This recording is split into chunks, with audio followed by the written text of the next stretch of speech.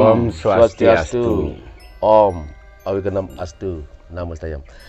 Sahabat muda, sahabat milenial, para teman-teman spiritual dan para sepuh guru pandita yang ada di tanah Bali, di alam Nusantara yang saya hormati.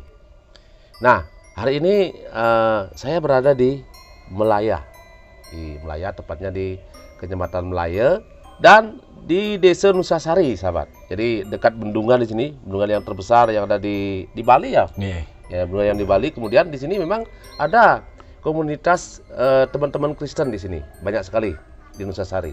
Jadi, nah saya berada di tepatnya di Anyar Sari Kangin. Anyar Sari Kangin nih. Nah, ini tepatnya di rumahnya Dane Jerowayan Sudiarsana. Nah, di sini. Jadi beliau aslinya dari Nusa Penida. Nah, Nusa Penida, asli Nusa Penida, waris Nusa Penida. Kemudian beliau punya rumah juga di Lembongan, oke? Yeah. Lembongan. Dan dari sini beliau juga ngayah di Nusa Penida, ngayah pada saudara yang ada di Lembongan. Jadi pemangku loh. Jadi pemangku di sana, pemangku keluarga. Kemudian ngiring sesuhunan yang ada di Nusa Penida, dalam Bungkut, dalam Nusa, kemudian di Puncak Muli.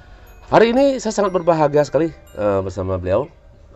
Hari ini dapat mengelola, ingin berbagi dengan beliau pada teman-teman sekalian, sahabat muda, kemudian warga-warga, sesama orang-orang spiritual, kemudian pada teman-teman yang ingin membutuhkan jasanya beliau. Sahabat muda, sahabat milenial, tentu saya ingin menggali lebih jauh tentang beliau di sini. Swastiastu, Jero. Om Swastiastu. Rajang. Jero, niki ditiangkan meriki tentu tiang tuh ingin bertanya lebih jauh tentang diri Jero juga, tentang status Jero, mungkin semua yang ingin tahu dan sahabat kita juga ingin tahu. Karena Jero notabene ini kan Jero ampura niki, Jero. Jadi kalau melihat pengalaman Jero niki tidak perlu dibicarakan tentang bagaimana Jero sampai melinggih. Itu tidak perlu dibicarakan lah sampai sini. Tapi yang jelas Jero sudah melinggih, sudah menjadi sosok Jerowayan. Jadi dengan berbagai pengalaman, dengan berbagai intrik-intrik kehidupan ngiringi beliau. Kan begitu dong. Nah, yang saya sorot di sini adalah begini loh. Itu katanya Jero ini ahli urat, ahli saraf. Jadi banyak menolong orang-orang yang stroke, kemudian orang yang kakinya lumpuh, kemudian sudah hitungan tahunan nih loh, mungkin hampir belasan tahun ya. Yang sakit ini, yang stroke ini sudah 14 tahun, 14 tahun, 4 tahun, jadi masih bisa Jero tangani. Hasung kare yang atas restu beliau dan keyakinan si pasien biasanya, karena tiang kalau udah pasien yakin, tiang ikhlas menolong, pasti beliau akan memberi. Itu prinsip tiang, karena tiang berprinsip ngayah, jadi tiang tidak melihat apapun itu, siapapun dia, kalau memang tiang bisa bantu dengan keikhlasan, dengan keyakinan dia juga, yang rasa beliau pasti memberi. Itu orang yang tidak bisa jalan pun Jero bisa kare. Nah, itu bagian bagi yang stroke. Jadi Jero ini istilahnya menyentuh langsung apa mengambil langsung? Tiang memang dengan sentuhan, dengan tiang menyalurkan hawa murni juga. Itu karena tiang kalau tiang aslinya memang tidak tahu masalah urat sebenarnya, ngurut tak tahu sebelum tiang ngiring, tak pernah tiang ngurut Istilahnya orang. bukan tukang pijat. Bukan. Makanya Jadi, kalau wenten nak orang tiang jadi mau pijat, ampura tiang bukan tukang pijat, lurus mau pijat dianu tiang gituin. intinya ini jadi mengambil orang itu urat-urat yang betul-betul kena istilahnya destit loh agung terangnya kena pekerjaan manusia sakti yang patut menyakiti orang itu. betul. Tentu juga ini sebagai yang berbagi dengan teman-teman. Nah, katanya Jero itu bukan katanya ya, ini sudah ada pengakuan seseorang. Makanya saya kesini ke arah pengakuan seseorang. Kalau ada pengakuan seseorang, saya tentu tidak akan kesini kan gitu ya. Ingin bertanya langsung dengan Jero. Nah, katanya Jero juga menjalankan operasi loh. Ini dia mencoba dengan menggunakan operasi niskala dengan bantuan dokter niskala dan perawat niskala. Itu yang tiang cobakan gitu. Awal-awalnya Jero mencoba.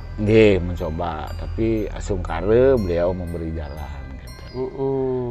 Sampai tumor yang ada dalam dubur itu keluar gitu. Dalam dubur. Itu sebesar telur ayam kampung gitu. Itu ada tumor 2 kalau nggak salah di dubur itu yang bantu asungkara keluar. Terus niki di perut juga ada kayak benjolan-benjolan banyak, itu ada 3 yang adakan operasi asungkara hilang itu benjolan. Katanya dokter sih di luar daging, di dalam kulit kan. Ya dokter medis yang ya, enggak dokter medisnya ini. Sebelumnya medis dia. Jadi itu sempat ke dokter? Sempat, tapi katanya enggak apa-apa sama dokter, tapi yang sakit bilang sakit gitu. Nah, ini yang pernah saya tanyakan kemarin kan ini. Katanya ada orang yang mau operasi loh. Mau operasi sampai sudah tanda tangan, sudah mau akan operasi ini sampai itu dananya ratusan juta itu. Nah, mungkin atas petunjuk beliau, Ido Sunan sendiri Jero. Akhirnya sampai ke sini loh. Jadi itu akhirnya orang itu katanya tidak jadi operasi loh. Nggak jadi asungkara Jero gede. Malah dia sehat. Bahkan dia sering ngasih tahu teman-teman guru yang sakit-sakit datang ke sini gara-gara dia. Gara-gara dia. Banyak dia kirim teman-teman yang sakit datang ke sini, siapa kasih tahu bapak ini gitu. Jadi tiang memang tidak pernah masukkan di EBI lewat ini, tiang tidak mau promosi. Tidak mau. Karena tiang ini taksu, jadi memang tiang biasanya dari mulut ke mulut. Nah, bahkan ada yang mau operasi mata Jero gede. Udah dapat jadwal di Bali Mandara niki. Mau operasi tanggal berapa yang lupa waktu itu. Akhirnya niki karena pernah punya pengalaman ragana juga tidak melihat sembuh di sini, dia kasih tahu juga. Nah, akhirnya ke rumah sakit, tahu-tahu sampai sana normal, tidak jadi operasi. Setelah datang 2 kali ke sini Nunas Majeng gitu. Nah, kalau kita ngomong obati Ronge, kita sendiri sebagai penekun dari Ngiring Ide, jadi menyerahkan amanat beliau. Maaf nih, diri saya sendiri. Ini saya berbagi tentang diri saya sendiri juga, karena emang saya sebagai narasumber tentu saya tidak mau membagi tentang diri saya, tapi saya harus melalui narasumber. Nah, di sini saya ingin closing saja ini. Nah, ini agak apa namanya? Agak vulgar ya. Jadi dia agak vulgar nanya Mas Jero Diki. Tapi Jero harus menjawab dengan jujur. Saya jujur. Begini loh. Nah, seandainya orang datang nih, Nah, cewek cantik nih, cewek cantik, semua cewek cantik. Datang, punya maaf ya, vulgar, di susunya ada sakit ya. Nah, di susunya, kemudian di tempat terlarang ada sakit. Patut. Nah, itu apakah sudah pernah terjadi?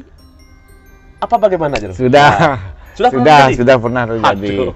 Yang dulu pengalaman di Nusa Penida, ada seorang cewek dari Denpasar menikah sama orang Nusa Penida. Yang sebelah kiri susunya kayak rangde besar, yang sebelah kanan hilang, tidak ada susu. Jadi kebalik itu? Nah, sudah tidak ada susu satu, besar satu. Terus dia mohon tiang tunasin, setelah itu. Ini kejadiannya di Nusa Penida. Di tempat beliau? Nah, begini ceritanya Rudi. Niki ada banyak pasien waktu itu, ngantre waktu itu tiang menolong seseorang yang lumpuh juga di sana. karena tiang berhasil membantu itu, akhirnya orang di sana seputaran sana terlalu percaya dengan tiang. Akhirnya datang nih cewek begini-begini, tiang koordinasi sama suaminya bagaimana Pak, soalnya tiang harus melewat sentuhan. Oh durus Pak Mangku kalau memang itu jalannya, tapi disaksikan banyak orang. Kita tidak mau berdua. Maaf ampura kalau memang itu pasien saya cewek, tiang tidak pernah di dalam ruangan dan tidak mau berdua. Harus ada saksi. Soalnya tiang takut karena cewek dia ada fitnah. Ada praduga. Ya, ada praduga yang macam-macam. Atau kita dipitnah, jadi tidak bisa membela karena tidak ada saksi. Kalau udah disaksikan banyak orang, jadi kalau orang mau fitnah tidak bisa. Tentu murni. Murni jadi. Murni dari beliau. Bahkan hitungan menit gitu gede. Susu yang tidak nampak, yang hilang, hitungan menit niki udah kembali normal sampai yang punya susu. Ibu itu dia kaget. Nah ini susu saya yang normal Pak Mangku gitu. Dia. Nah, Diki lebih sensitif lagi. Lebih sensitif. Yang ingin bertanya lebih sensitif. Bentar dulu. Apakah pernah? Itu kan penyakitnya di anunya si Anu. Pernah. Itu kanker serviks nih ke. Kanker serviks, jadi kan tahu. Di mana itu? Di kemaluan orang wanita kan? Bener. Nah, mungkin pun niki. Maaf jadi tiang. Niki kita buka-bukaan sama beliau. Tiang pun tidak mau bikin-bikin. Beliau sakit perut. Sembuh semua yang saya sentuh niki dengan tangan. Sembuh semua. Perutnya? Perut semua sembuh. Pinggang semua sembuh. Kepala sembuh. Nah, yang tiang tidak sentuh sakit masih. Dia ngomong sama suaminya. Suaminya yang ngomong, mungkin Pak Mangkunya malu, nggak mau dia Pak Mangku ambil, makanya kamu di sana aja sakit. Akhirnya datang dia ke sini sama anaknya yang laki sama cewek. Ini dari mana loh? Dari Karangsari, Ekasari, dari Ekasari. Jemberana juga? Jemberana juga. Tapi dia orang Denpasar aslinya, menikah ke sini, dia punya di kemaluannya masih. Nah dia datanglah dia yang ketiga kali kalau nggak salah nih sama anaknya yang perempuan, yang gadis sama anak laki SD masih. Nah, duduk di sana anaknya, tak suruh sini dek. Terus dia cerita jujur Pak Mangku, nggak apa-apa karena saya sakit daripada saya sakit. Nah akhirnya dengan tiang melihat arah ke sini, tangan tiang masuk, tiang tutup dengan kain. Jadi karena tapi Jero tetap konsentrasi terus tangan Jero yang masuk. Masuk. Nah setelah itu bagaimana loh? Asung kare cuma sekali, tidak datang lagi, sembuh. Begitu habis niket yang tanya nggak sakit lagi. Nah, tapi tiang tidak betul-betul masuk ke ini, cuma nyentuh aja. Sekedar dah. Sekedar artinya begitu tiang push dengan hawa murni tadi. Karena tiang setiap ngambil pasien gitu gede ampura, tiang tahan napas. Oh, jadi konsentrasi tahan napas yang langsung. Nah, itu kan salah bagian daripada yang pernah Jero tangani. Baik itu masalah lumpuh dan sebagainya, sampai masalah yang tadi yang kita omongin tadi yang vulgar tadi itu. Nah, tiang tanya sekarang ya. Karena kan tentu kita sebagai praktisi beliau ngiring dia, kemudian di arahnya beliau. Nah, kira-kira pernahkah Jero menemukan penyakit yang luar biasa parahnya sampai Jero bisa menyembuhkan gitu? Kira-kira wenten ke Jero gede ampura ini udah komplikasi, asam lambung, diabetes, sesak napas, batuk berkepanjangan. Bahkan ditolak rumah sakit umum negara, disuruh pulang. Cuma karena dia tidak punya keluarga, akhirnya minta di sana biar ada ngerawat. Terus sambil nunggu hasil lab, tiang pas karena teman keliar ke sana tak bawain sekedar minyak. Tapi tiang sebelum ke sana nguningang malu kan ide. Karena teman baik, tiang doakan dia dari rumah langsung tiang bawain minyak, tak kasih coba minum niki beli. Nanti kalau enakan beli bilang. Akhirnya malam begitu dikasih minyak, malamnya dia tidur nyenyak. Besoknya ada anak buah dia datang bawa pejati ke sini. Nah, langsunglah saya suruh pulang. Kalau di sana rumah sakit sekarang nggak sembuh lah gitu. Langsung dia nyeplos ngomong waktu itu waktu ngeliat dia, Bu, beli ini kena racun kerian gangse gitu dia. Tanpa tiang lunasan langsung nyeplos yang ngomong seperti itu. Biar sekarang dah cari duit ibu nggak akan sembuh bapak. Itu menyakiti menghabisi kekayaan kan? Jadi disakiti kita kemudian setelah kekayaan kita habis baru dia akan meninggal gitu. Tapi Astung Karo dia betul-betul tiang kira-kira itu sekitar 1 bulan lah tiang. tiang bener-bener karena deket jaraknya, jadi tiang kadang malam dia nggak bisa tidur, tiang samperin gitu. Udah anggap tiang keluarga gitu.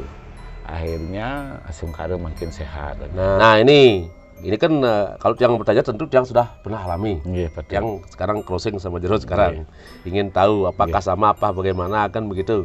Tentu dia juga ingin crossing. Nah biasanya Roya, kalau umpamanya kita mengobati seorang di tempat karang orang itu atau di tempat dimanapun, sedangkan di rumah pun kadang-kadang. Nah kadang-kadang kita dicari Jero sama yang menyakiti itu, bahkan kita ditantang, ditantang sampai mau dan lain sebagainya.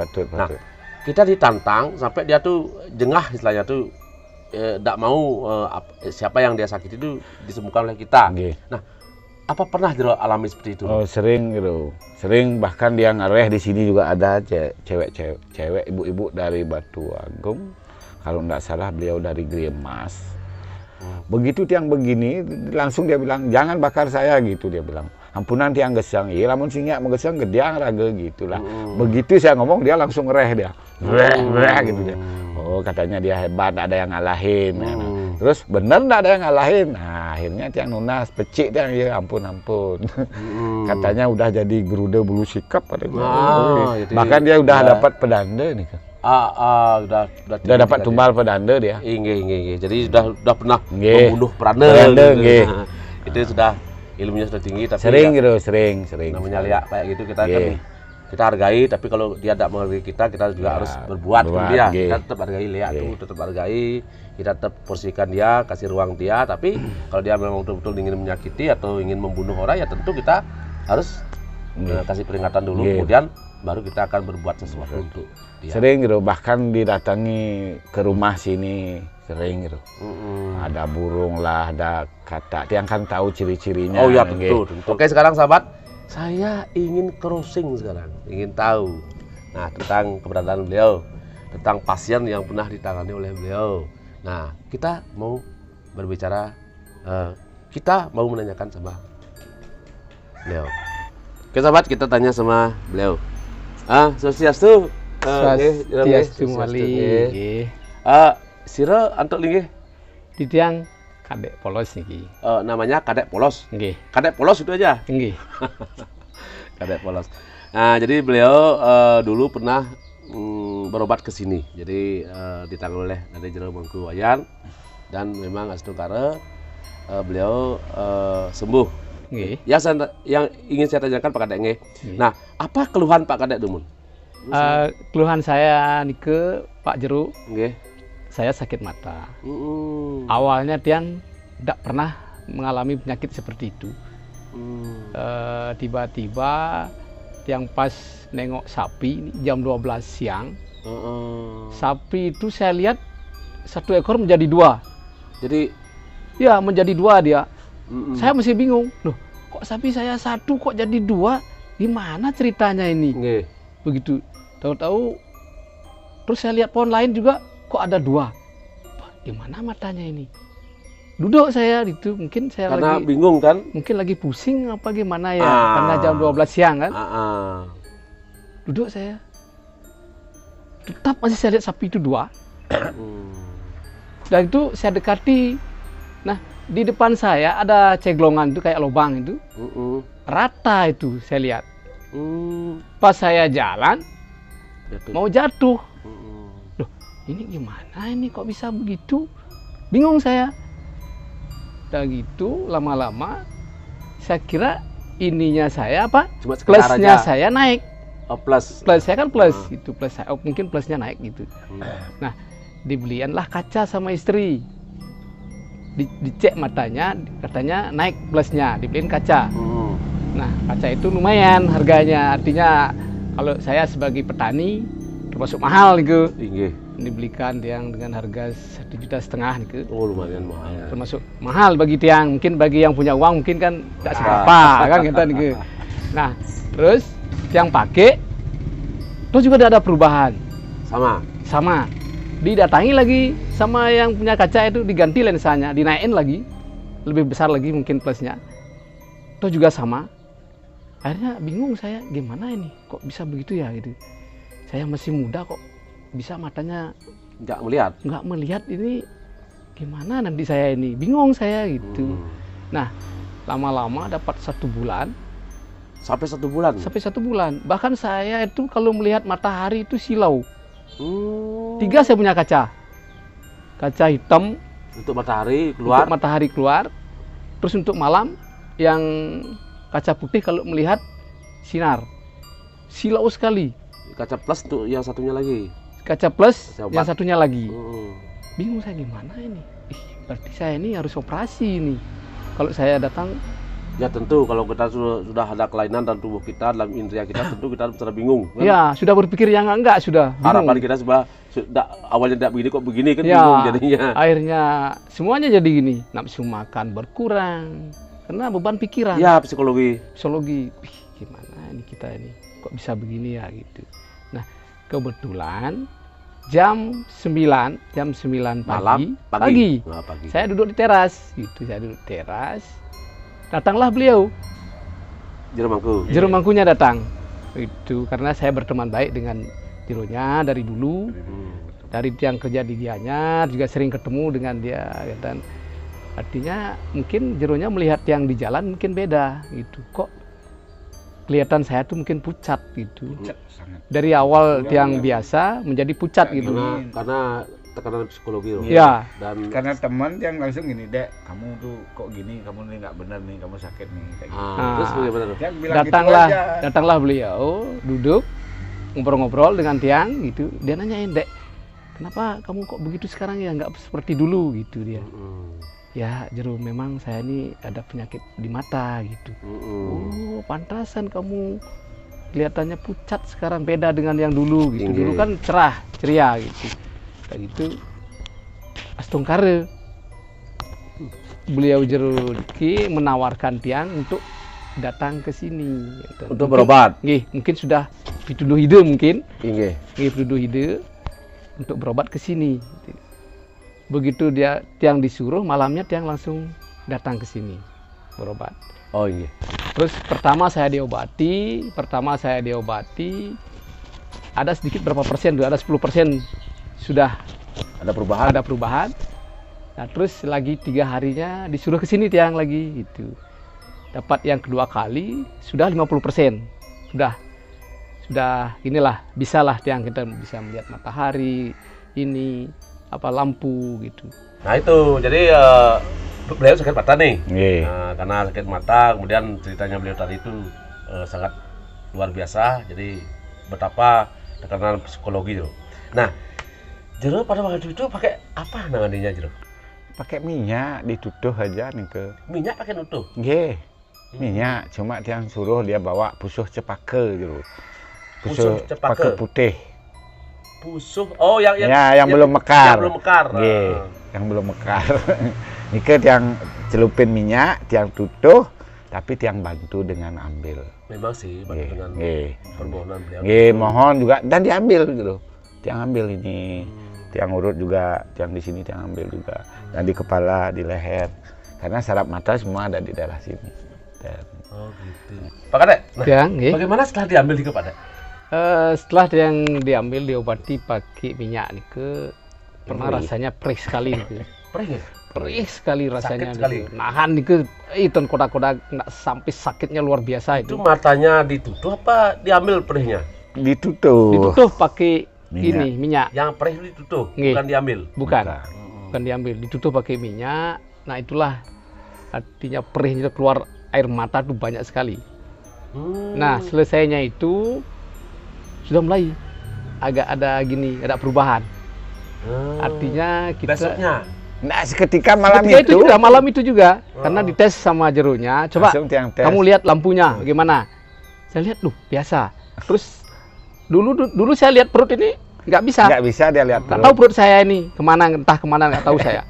Dia perut sendiri nggak bisa. Terus dilihat, perutnya dilihat. Saya lihat perut saya. Oh, ini perut saya Jero gitu dia. Yang pundak-pundak ini juga nggak kelihatan sama sekali. Pandangan sudah ada ke sana. Ya sudah nggak bisa. Mungkin di tengah-tengah aja pandangannya. Ya itu udah. Nah karena ditutup itulah, pada malam itu yang kedua itu saya bisa melihat. Seketika itu, bukan besoknya lagi. Seketika itu juga saya bisa melihat perut saya, pundak saya dengan lampu dites. Setelah diambil sama jeronya nih, udah pasti udah diambil, kemudian ada perubahan pada waktu itu juga perubahan itu. Nggih. Nah, terkait itu ada perubahan yang sangat signifikan. Dan sekarang bagaimana loh? Dan sekarang sudah nggak ada lagi gini. Ada keluhan? Sudah biasa Sangat normal sekali. seperti semula. Seperti semula. Nggih, Astung Karis Tidak sudah ada bantuan kacamata lagi. Nggak ada bantuan lagi. Ya, Angin. lihat sekarang ini. Ya, Saya nggak pakai kacamata. Kalau Jero naik sepeda motor, angin pun masuk sekarang. Angin pun masuk nggak masalah. Tidak masalah. Kalau nyabit pun saya nggak pakai kacamata. Dulu menyabit pakai Dulu dia kacamata. lucu lihat dia pakai kacamata hitam besar dulu, lucu dia lihat. Ya karena kan takutnya kena debu. Kenapa? Ya, Kena ini? debu, Ya. terus biar sinar nggak masuk juga ke Sensitif samping. kan? Ya, Nah, kita sensitif. merasa Ya. sensitif kan Ya. gitu. Jadi banyak sih udang yang kayak gitu kan. Nah, ternyata sekarang udah ada kekebalan di sana, memang udah normal seperti semula, tidak pakai kacamata dan sebagainya. Orang yang gangguan mata atau penglihatan, kecuali diabetes, yang tidak bisa bantu. Kalau orang diabetes, ganti kaca 100 kali pun tidak akan bisa normal. Itu asli medis. Asli memang itu, kalau dia ada diabetes. Yang penting dia bilang penglihatannya tidak bagus, oh punya diabetes, enggak. Nah, dia langsung dari beberapa, masih bisa dibantu. Nah, sahabat muda, sahabat milenial, nah ini Tiang selalu ingin berbagi, selalu ingin membagi. Kemudian karena saya yakin dengan berbagi tentu saya lebih bakti sama beliau, saldo bakti saya sama Sesunan, karena di sinilah menolong orang. Nah, dengan menghubungkan itu juga namanya berbagi. Sekarang sahabat semua yang mungkin ada keluhan seperti apa yang dikatakan Jerowayan, silahkan datang ke Jemberana di Kecamatan Melaya, di Desa Nusosari di Banjar. Anyar Sari Kangin. Nah, mungkin nomor teleponnya bisa Jero katakan. Bisa. Ya silakan pelan-pelan dong. Kalau WA 081 342 235 151 ini ke WA dia. Iya, jadi silakan hubungi beliau. Jadi Astung Kare atas izin leluhur Semeton, Sesunan, Tuhan Yang Maha Esa di Sama Widi, beliau dapat menangani apa yang menjadi keluhan sahabat semua. Sahabat muda, cukup saya berbagi hari ini. Terima kasih. Semua banget. Sampun ngrauhin. Nggih. Kita siap untuk pramusati. Nggih. Om Santi Santi Santi. Om. Om.